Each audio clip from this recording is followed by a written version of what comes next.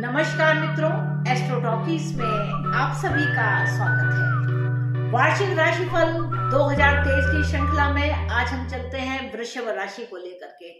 तो वृषभ राशि यानी कि 2 नंबर की राशि, ये 2 देख रहे हैं तो यह वृषभ राशि है।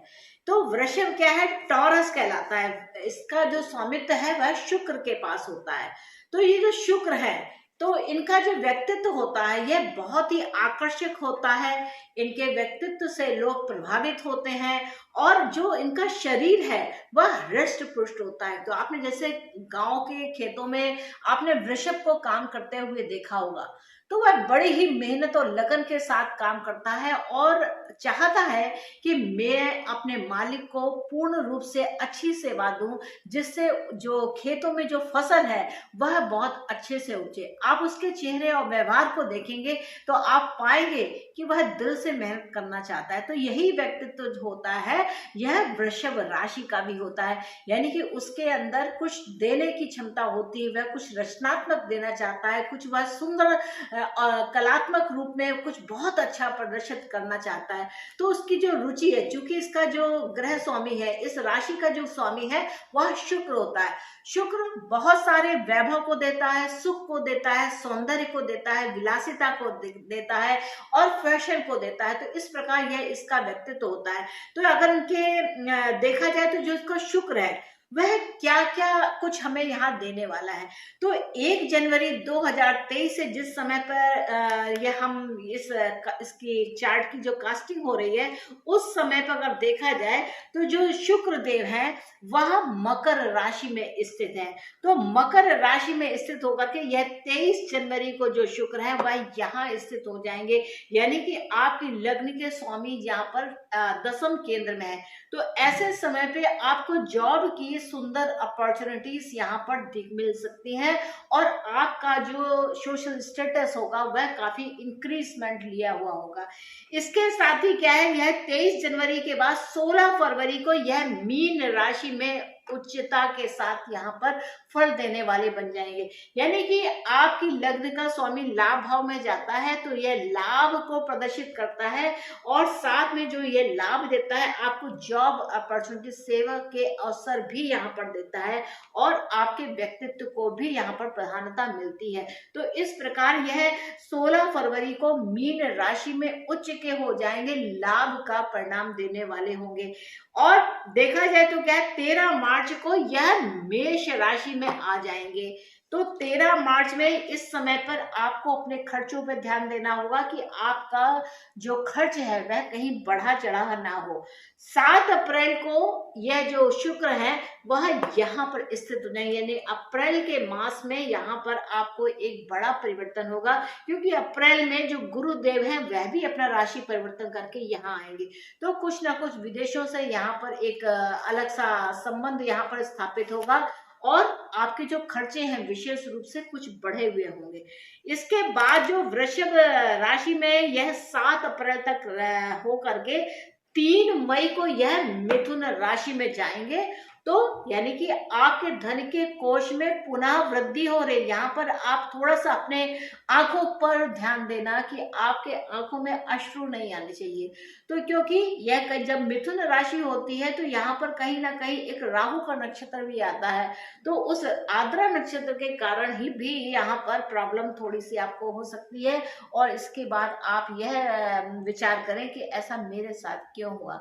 तो थोड़ी आंखें तो ऐसे में आप शिव जी की आराधना करें, क्योंकि जो वृषभ है वह शिव जी को अति प्रिय है। तो ऐसे में अगर आप शिव जी की आराधना करते हैं किसी भी फॉर्म में कीजिए, भगवान को इस फॉर्म बात से मतलब नहीं होता है कि आप पूजा कैसे करते हैं। पूजा आप मन से हृदय से करते हैं वह भगवान को सार्थक होती है कि आपका जो भक्ति का भाव है वह शुद्ध होना चाहिए। तो इस प्रकार यह मिथुन राशि में रहते हैं और 31 मई को यह कर्क राशि में प्रवेश कर जाते हैं। अब 31 मई से लेकर के अक्टूबर तक यह कर्क और सिंह राशि में ही आना और जाना रखेंगे, यानी कि एक बार यह मार्गी होकर के यहाँ आएंगे, यहाँ से बकरी होकर के पुनः कर्क राशि में जाएंगे और फिर धीरे धीरे चल के यह पुनः सिंह राशि में आएंगे। तो यह जो वक्रत्व का समय है यह अक्टूबर तक रहना है, यानी कि अगर देखा जाए तो यहाँ पर मई से लेकर अक्टूबर तक, तो मई, जून, जुलाई, अगस्त और सितंबर और अक्टूबर, ये जो 4-5 महीने, इस महीने पे जो शुक्र का गोचर है, यह छोटी मोटी यात्राएं और घर के लिए कुछ यहाँ कार्य करने वाला बनता है। माता के संबंध में, भूमि के संबंध में और सुख के संबंध में यहाँ पर कुछ ना कुछ बहुत विशेष काम करवाने वाला बनता है। तो यहाँ पर देखिए, यह जो ग्रह जब वक्री होते हैं और पुनः मार्गी होते, तो राशि परिवर्तन लेकर के, यानी कि वह जाता है यहाँ पर, यहाँ से फिर वापस आता है, वापस आने के बाद पुनः यहाँ आता है, तब मार्गी होकर के आगे बढ़ता है। तो इस प्रकार से यहाँ पर भूमि के संबंध में, आपको घर के लिए जो कुछ आप लग्जरीज लेना चाहते हैं, उसके संबंध में यहाँ पर आपको बहुत ही सुख संबंध मिलने वाला है। लेकिन इस समय पर आप अपने घर की शोभा को बढ़ाने का काम करेंगे। इसके साथ ही साथ जो यह शुक्र है, यह 5 नवंबर को कन्या राशि में जाते हैं और यहाँ पर ये इनका नीचत्व दोष आरंभ हो जाता है। तो यहाँ पर रिलेशनशिप जो होती है वह थोड़ी सी आप बुद्धि लगाने का काम करेंगे, और रिलेशनशिप के लिए कभी भी बुद्धि नहीं लगानी चाहिए, वह हृदय से काम करना चाहिए। तो यह कन्या राशि में रह करके नीच तत्व को प्राप्त करेंगे और 1 दिसंबर को यह आ जाएंगे यहाँ पर तुला राशि में। तो तुला राशि में यह भले ही यह छठा भाव है, लेकिन यह आपको रोजगार के अवसर देने हैं, सेवा के अवसर देते हैं। इसके साथ ही साथ यह 26 दिसंबर को यह वृश्चिक राशि में आ जाएंगे। तो इस प्रकार से इनका यह जो कार्यकाल है, यानी कि जो इनका समय है, वह यहाँ से स्टार्ट होगा, यानी कि भाग्य भाव से स्टार्ट हो रहा है। इस वर्ष में विशेष बात यही है कि आपका जो भाग्य का बल है वह बढ़ा हुआ होगा, क्योंकि शनि देव भी भाग्य के जो स्वामी है वह यहाँ पर स्थित होने वाले हैं और पूरे वर्ष यहीं पर स्थित होंगे।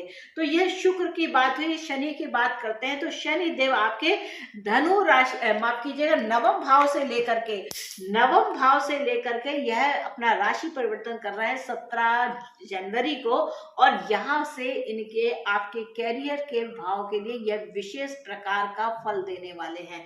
तो यहाँ पर जाकर कैरियर की दृष्टि से देखा जाए तो वृषभ राशि वाले जो जातक हैं, उनके कैरियर को लेकर के यह जो वर्ष है वह काफी उम्मीद भरा है, क्योंकि इस वर्ष की शुरुआत में ही शनि जो आपके भाग्य के भी स्वामी है वह दशम में जा रहे हैं, यानी कि आपके भाग्य में कहीं ना कहीं बहुत ही उज्ज्वलता के साथ यहाँ पर वृद्धि है। तो आपके यहाँ पर क्या होगा, कार्य जो आपने करे हैं वह उसके लिए जो मेहनत की है उसका पूर्ण फल मिलेगा, और यह पूरा वर्ष कैरियर के लिहाज से वृषभ राशि वाले जो जातक है उनके लिए बहुत ही अच्छा वर्ष रहेगा। ऐसा इसलिए भी है क्योंकि यहाँ पर जो बृहस्पति देव है वो आपके लाभ के स्वामी, थोड़े खर्चे बढ़ाएंगे, विदेशों से संबंध रखेंगे, लेकिन फिर भी आप यहाँ पर आप उसका लाभ प्राप्त करेंगे, क्योंकि जो बृहस्पति, ये जो शनि है, यह भी यहाँ पर अप्रैल मास में यहाँ पर दृष्टि के माध्यम से यहाँ पर स्थापित होंगे। तो यहाँ पर जो ये केंद्र है, यानी कि विदेश का जो भाव है, खर्चे का जो भाव है, ये एक्टिवेशन में है। कहाँ और कितना और कैसा, क्योंकि गुरु और शनि ये न्याय भी देने वाले हैं। तो आपने इतने दिन तक जो भी कुछ आपकी मेहनत है वह यहाँ पर रंग लाने वाली, विदेशों में कुछ अच्छा होने वाला है। गुरु और शनि है यहाँ पर, तो यह नाप तोल के बिल्कुल सही जो होना चाहिए वह देने वाले हैं। तो इस प्रकार का यहाँ पर भाव रहेगा। इसके साथ जो सप्तम दृष्टि यहाँ पर पड़ेगी, यहाँ पर आपको काफी मेहनत करनी पड़ेगी। और अगर दसम दृष्टि देखी जाए तो 7, 8, 9, 10, तो यह जो शनि की जो दसम दृष्टि है वह वृश्चिक राशि पर आती है, यानी कि इस समय पर अगर आप कुछ पार्टनरशिप भी करते हैं तो उसमें यहाँ पर काफी प्रबलता है कि आप अपना कार्य सही ढंग से कर सके। तो इस प्रकार कैरियर का यह यहाँ पर वर्ष रहेगा। और गुरु की जो पंचम दृष्टि है जो भाग्य भाव से पड़ती है या द्वादश भाव से पड़ती है, वह सिंह राशि में जाती है। तो यह क्या है, यह जो भाव है यह शुक्र के द्वारा भी एक्टिवेशन में था, क्योंकि शुक्र आ रहे थे, जा रहे थे, साथ में गुरुदेव है। तो निश्चित तौर से भूमि भवन को लेकर के यहाँ पर कुछ विशेष कार्य होने वाले हैं। वृषभ राशि वाले इस चीज को नोट करें। तो इस प्रकार का यहाँ पर भाव रहेगा। परिवार की दृष्टि से देखा जाए तो यह जो समय है वह थोड़ा सा प्रतिकूल होगा, क्योंकि शुरुआत के समय में आपके पारिवारिक जीवन में थोड़ा बहुत तनाव रह सकता है, लेकिन अप्रैल के बाद ऐसा नहीं होगा क्योंकि गुरुदेव की कृपा रहेगी। और यहाँ पर जो चतुर्थ भाव में गुरु की जो दृष्टि पड़ रही है वह बहुत कुछ सार्थक करने वाली है। यहाँ पर आपके थोड़े खर्चे निश्चित तौर से बढ़े हुए होंगे, लेकिन फिर भी आपको एक मानसिक सुकून रहने वाला है। स्वास्थ्य की दृष्टि से देखा जाए तो वर्ष की जो शुरुआत है, आप बिल्कुल सही समय है। इस समय पे अगर आप योग करते हैं, आप कुछ व्यायाम करते हैं तो यह आपके लिए बहुत ही उत्तम है। जिस समय पर ये जो शुक्र का तृतीय भाव और चौथे भाव से इस समय भागदौड़ बहुत होगी, उस भागदौड़ को आप सही तरीके से अगर निपटाना चाहते हैं तो अपनी शारीरिक दुर्बलता को बिल्कुल समाप्त करें और यहाँ पर आप किसी अच्छे सलाहकार से सलाह लेकर के अपने काम को करें। अपने स्वास्थ्य का ध्यान रखें। योग शिक्षा इस समय पे आपकी बहुत ही बेहतर रहेगी। इससे आपका जो स्वास्थ्य है वह बहुत ही उत्तम रहने वाला है। खाने पीने में ध्यान देने की बात है तो आप हरी सब्जियों को देखें, आप अनाज अच्छा तरीके का अनाज लें और इस प्रकार से आप काम करते हैं। फलों की अगर आप अपने जीवन में महत्व देते हैं तो यह वर्ष आपके लिए बहुत ही फलदायी होगा। आर्थिक दृष्टि से देखा जाए तो ये जो पूरा वर्ष है ये बहुत ही शुरुआत से ही बहुत अच्छा है। शनि लाभ भाव में अपने मूल त्रिकोण की राशि में, अब देखिए शनि यहाँ पर लाभ की जो राशि है उसमें है और यह मूल त्रिकोण राशि बनती है, तो कैरियर तो आपका बहुत ही उज्जवल है। और यहाँ पर कोई अगर आप काम करते हैं तो आपको थोड़ा बहुत विचार करने की आवश्यकता होगी, यानी कि बिजनेस के पार्टनरशिप्स को लेकर के।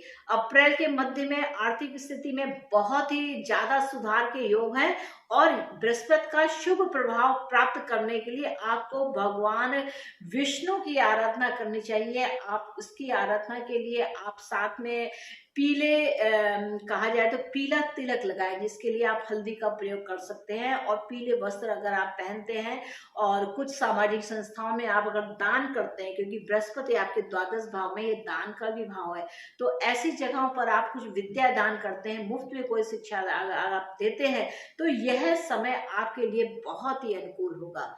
परीक्षा प्रतियोगिता की अगर बात की जाए, तो यहाँ पर वर्ष की शुरुआत में जो शनि की 7वीं दृष्टि है आपके पंचम भाव में पड़ रही है, यानी कि मेहनत तो आप बहुत कर रहे हैं और आपको काफी नियमित और संयमित होकर के अपना काम करना भी पड़ेगा। तो यहाँ पर क्या है कि आप अपनी पढ़ाई पर ध्यान दें। अप्रैल के पश्चात देवगुरु बृहस्पति का जो गोचर है वह आपके लिए बहुत ही अच्छा होगा। विदेशी संस्थान में अगर आप कुछ एडमिशन लेना चाहते हैं तो यह बिल्कुल सही समय है। उच्च शिक्षा, यहाँ ये जो विदेश का भाव है यह उच्च शिक्षा को दिखाता है। और यहाँ से अगर पंचम देखते हैं तो यानी कि आपके जो जन्म स्थली है उसमें भी कुछ बड़े ही सार्थक परिणाम यहाँ पर दिखाई देते हैं। और अगर नवम दृष्टि देखिए तो अचानक से आपको विदेश भी जाना पड़ सकता है। तो ये इस प्रकार से आपका परीक्षा प्रतियोगिता की बात की जाए तो विदेशों में बहुत ही अच्छे अवसर मिल रहे हैं उच्च शिक्षा के लिए। यहाँ पर क्या है, उपाय की अगर बात की जाए तो इस वर्ष प्रत्येक शुक्रवार को, याद रखिए, प्रत्येक शुक्रवार को छोटी कन्याओं को सफेद रंग की मिठाई है, चावल की खीर है, सफेद रंग का कोई भी फल है या वस्त्र है, रेशमी वस्त्र है, इस प्रकार की जो सुगंधित पदार्थ है, ऐसी चीजों का आप दान करते हैं तब जो शुक्र है आपके नीचत्व में आते हैं। जब शुक्र नीच राशि में आते हैं उस समय जो समस्याएं उत्पन्न होती हैं उन समस्याओं से निदान करने का कार्य यहाँ पर करते हैं। तो अगर आप पहले से उपाय करते रहते हैं, आप छोटा मोटा कुछ भी दान पुण्य करते रहते हैं, विशेष करके शुक्रवार को छोटी कन्याओं को सफेद रंग की कोई भी वस्तु है वह आप दान करते हैं, जिसमें सुगंधित पदार्थ हो, जिसमें रेशमी वस्त्र हो, जिसमें उनके लायक कोई उपयोगी सामान हो, तो ऐसा आप करते हैं तो आपका जो जीवन है, जो कठिनाइयां आने वाली होती हैं वह पहले से ही दूर हो जाती है। तो मित्रों, ये था वृषभ राशि के लिए 2023 का वार्षिक राशिफल। आशा है कि आपको मेरा यह एपिसोड अच्छा लगा होगा और आपने मेरे इस एपिसोड को अगर एंजॉय किया है तो कृपया चैनल को लाइक कीजिए, इसको शेयर कीजिए और सब्सक्राइब कीजिए। और अंत में मैं फिर कहूंगी कि इसको सब्सक्राइब करना बिल्कुल मत भूलें, क्योंकि आप लोग वीडियो देख तो लेते हैं पर इसको सब्सक्राइब नहीं करते हैं। तो मित्रों, मिलेंगे नेक्स्ट एपिसोड में अपने इसी श्रृंखला को बढ़ाते हुए मिथुन राशि को लेकर के, कि मिथुन राशि वाले जातकों का 2023 कैसा रहने वाला है। तो मित्रों, मुझको आज्ञा दीजिए, मिलेंगे नेक्स्ट एपिसोड में। तब तक के लिए नमस्ते।